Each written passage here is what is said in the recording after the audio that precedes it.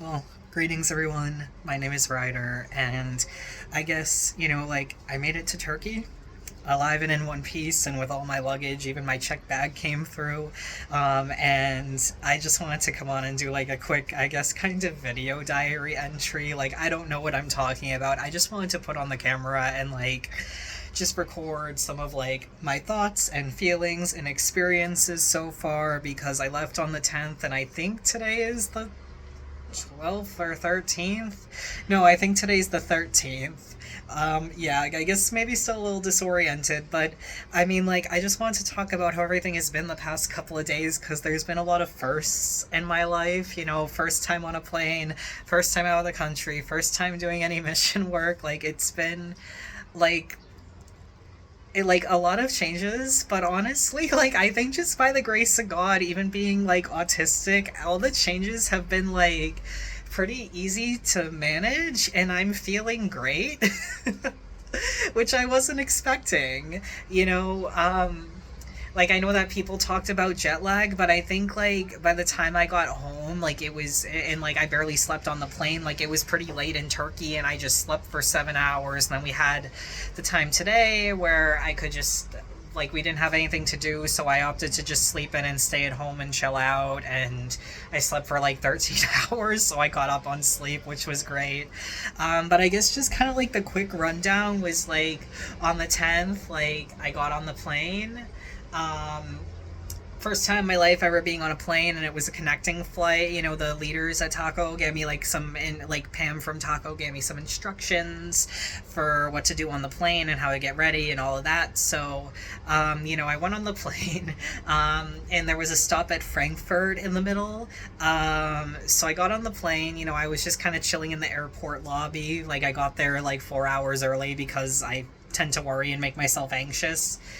So I was like, I'll just show up 4 hours early. I was basically just chilling in the airport lounge for like 2.5 hours. Like I watched like a Charlie Brown movie on my phone and was jamming out to some music and stuff. And then we boarded the plane and we went off, and it was so cool being on the plane. Like I don't know if I'm gonna word this right, but it was just so cool, like being on the plane. I've never been on a plane before, and I could tell that other people, like it was not their first time on the plane, but me at like 29 years old, I'm a grown man, but like I was like a little kid. Like I was like playing with the tray for the food and with the lights and the buttons, and I was looking out the windows, and it was so cool when we were going like up and down from the clouds and seeing the clouds. Like it looked like something out of a fantasy movie, and also the clouds look so fluffy, like they look like cotton candy, and part of me is like, I wish I could just reach out the window and take a bite, but then it's like it's probably not going to taste like anything, and also like you can't do that.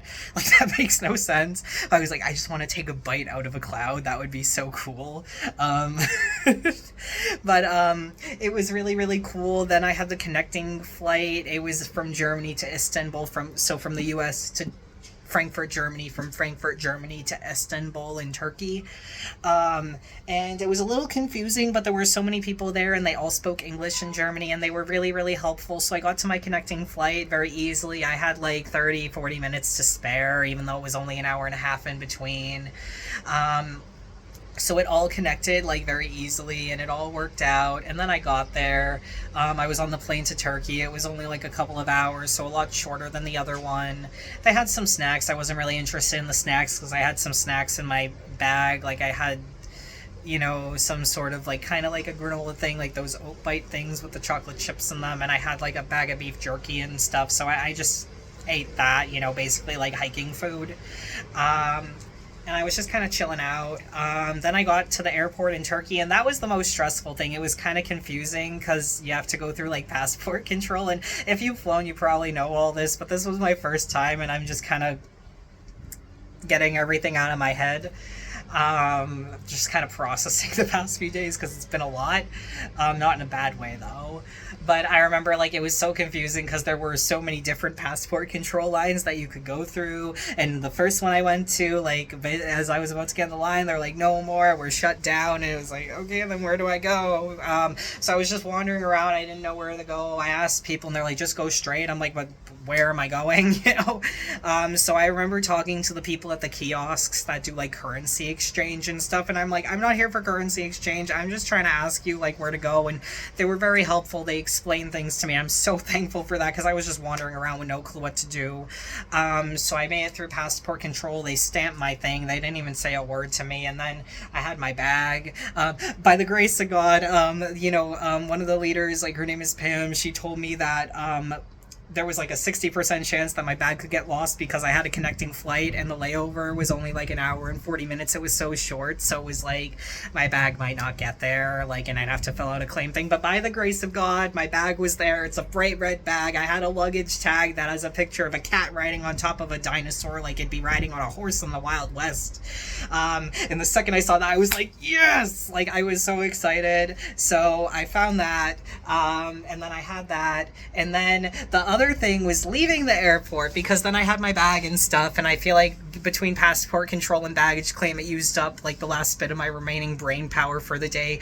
So then it was like, how do I get out of this? Because two of the folks that are on the Turkey team, their names are Jordan and Krista. Jordan was going to meet me at the airport and help me get to their place, because I'm staying with them for the next couple days until we go to Antalya, and then we're staying at the guest house at the church. So he was going to meet me there, but then it's like, oh, I'm right at the exit, and I'm like, well, how do I get to the exit? I didn't know. I remember, because my bag was at the very end of the airport, like it was like the second to last baggage claim thing, so it was all the way at the back. I remember using the bathroom, and then there was this narrow hallway with a sign that looked like an exit sign, but now I realize that was a fire exit sign. I one of those emergency exits, but I just saw it, it was green, it had an arrow and a guy like running, and I was like, oh, that's the exit. But I remember there was like no one there. And it was just this narrow thing, and I just asked like one of the women that was cleaning, I'm like, is this the exit? She's like, no, go this way. So I think if I went through that door like I originally wanted to, I would have like set off an alarm or something and gotten in a lot of trouble. So I'm so thankful that that woman that was cleaning the bathrooms told me not to go through that door, because I don't know what would have happened. But yeah, so then I found the exit, then I found like the bright yellow sign that says exit, and I followed the crowd and I got out, and Jordan was right there, and then we took public transit back. We could have taken a taxi, but it would have been like $60, and it's like, no, let's save money, let's just be cheap and take public transit. Like, that was my decision. So yeah, then we came back, got home, and then he ordered me food that got delivered, and I took a shower, and I took my medication and got changed and went to bed. And surprisingly, I slept well. Like, I slept for like 7-ish hours that night, I think, which was pretty good. Normally I do better with like 8 or 9, but it was still pretty good for sleeping, and it just felt nice to sleep in a bed in like a little like guest room that they have for me. So it just felt nice to be able to like sleep in a bed after being on like a plane for like 14 hours and not sleeping for pretty much like 24 hours straight, only getting like 2 hours of interrupted sleep on a plane. So that was really nice. Then the next day, we woke up and we had breakfast and we went to the church office and we did rehearsals. So, by the time I got there, so I left on the 10th, but by the time I got there, even though it was like 12 or 13 or 14 hours, it was like night at Turkey. So that was the 11th. So then the 12th, what happened was, we woke up early, we had breakfast, I read some of my Bible, we had breakfast at the church office. We went there. It was like a 15-minute walk, I think.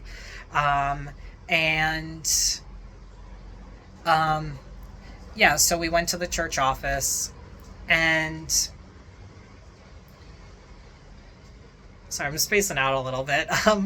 But yeah, we went to the church office and they did rehearsals, and I didn't have a ton of rehearsing to do. It was mainly for the musicians so that they could practice and figure out their set and get in sync with each other and all of that. So I was helping one of the guys like cut the canvases that the painters are going to be using. So I was working with this big roll of fabric and cutting them and stuff, and I did it pretty quick with the system that I had, and there was nothing to really do but chill out. So I was chilling out at the church office. We had lunch.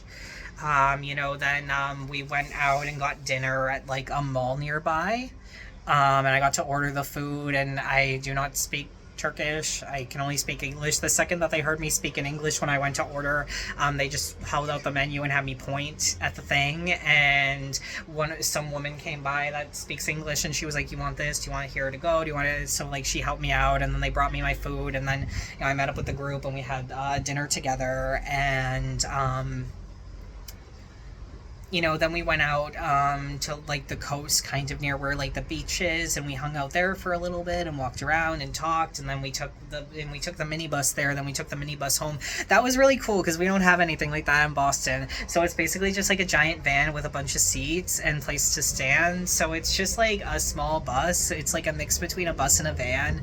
I thought it was really cool, and I wish we had those in the city. It was so cool though. By the city, I mean Boston. So yeah, that was like really, really cool. And then, what else?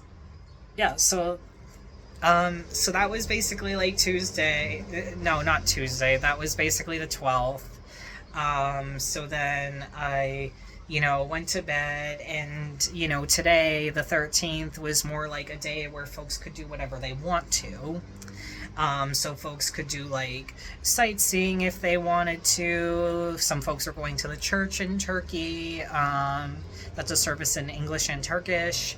But it was also a day where like if we just wanted to sleep all day, we could. So like part of me, I know that I need to battle the FOMO, fear of missing out, and, basically I just wanted to, like, I want to, like, do all the things, see all the things, but also it's, like, I need to acknowledge, like, my body and its limits, like, I have some health issues. They've gotten a lot better over the past year, but, like, I have some health issues, I have some medical things, I have to take some medications, like, I feel like my body is getting like a little creaky, getting a little older, even though I'm like 29, and I have to listen to my body and be patient with myself, and also acknowledge that the art that I'm going to be doing on tour is a bit more physically taxing, like juggling and the balloons and stuff like that's a bit more physically taxing than maybe other things, so I decided to take the day to rest. I know other people went sightseeing and stuff, and that sounds like a lot of fun, and I'm glad that they got to do that, and some folks went to the church, but I asked God, and God told me to rest, and I was like, well, should I go to the church? He told me to rest. So I just took the time to sleep in. Like last night I went to bed at like 10:30 p.m. over here, and I woke up at like 11:30, so I got 13 hours of sleep. Definitely makes up for the sleep deficit that I had this week over the plane and stuff, and it's kind of normal for me, like on the weekends, like that first day or so, because I don't work Friday, Saturday, Sunday at my job anymore, so every weekend is a 3-day weekend. It's normal for me to have my Friday or Saturday where I'm sleeping for like 12, 13, 14 hours. Like that's pretty normal, just to catch up on the sleep I didn't get during the work week. So yeah, I slept a lot, and, Jordan and Krista were, like, at church, so I kind of had the place to myself for most of the afternoon, so I took the time to read my Bible, do my juggling, practice. I also brushed my teeth, put on deodorant, get myself the shot that I need to for my medication, took my other meds, and I did all of that. And then I took some time to kind of work on the balloons that I might be doing in the show, and what I want to talk about, and how it relates to the Bible and stuff. So I worked on that a little bit, picked music that I'd want to perform to, and sent it to the sound engineer, and he sent me back the files. I downloaded them on my phone, which went awesome. What else did I do? So yeah, I did that. Then I worked on like a short version of my testimony that I'd want to share during the show, and I just tried to keep it simple, and it's like 2.5 minutes. So with the translation that they do from English to Turkish, it should be like 5 minutes in total. So I just kind of took the time to do my training and what I'd want to do during the show, and just kind of work on that sort of stuff. Then I was just kind of chilling out, and I had I had breakfast, I had a snack, I've been drinking water, drinking a lot of black tea. The black tea here is good because it's really strong, and I am a sucker for really strong black tea. I don't do coffee anymore because it makes me too jittery, but I love black tea, and I love it to be really strong, and they have really good black tea here, which is great. Oh, also there's so many cats. When we've been wandering around, like when we went to like the beach area or we were in the train stations, there's so many cats and they're so friendly, they're so cute. Like so it's just been fun to pet them. I'd love to just like pick one up and take it home, but like that is not allowed. And even if I could get a cat home, like one of my roommates is really allergic, so and he's a great guy, I don't want him to be dying. And also it doesn't make sense for me to have a pet at this point in my life because I have days when I still feel like I can barely take care of myself. So no cat, but I am enjoying seeing all of them and how they're so cute and they're just laying around everywhere. Like for a cat lover like me, like being in Istanbul is like a dream because there's cute little kitties everywhere. They're so cute and they're so friendly. And I found out from someone that I was talking with yesterday when we had dinner, his name is Chris. He said that the reason why there's so many cats in Istanbul and why people take good care of them and they're so respected is because the cats helped Istanbul a lot during the Black Plague several hundred years ago. So in a lot of other countries where they killed the cats or got rid of the cats, because the Black Plague, it was the fleas biting the mice. So it was the mice that were bit by the fleas that spread the Black Plague, and so many people got sick. Because Istanbul had so many cats, the cats were hunting the mice, so there weren't as many mice. So it didn't spread, so it's like all these people in all these other countries were dying, but because Istanbul had all the cats, it didn't spread, so it was pretty safe here. And that's why a lot of people deeply love the cats, they take care of the cats and they respect the cats, which I think is just like really, really cool. So yeah. So I thought that was really cool. I heard another reason why people like, take care of the cats, but it turns out that that wasn't true. So I'm glad I got to hear the real reason. And to me, it's all the more reason to love cats.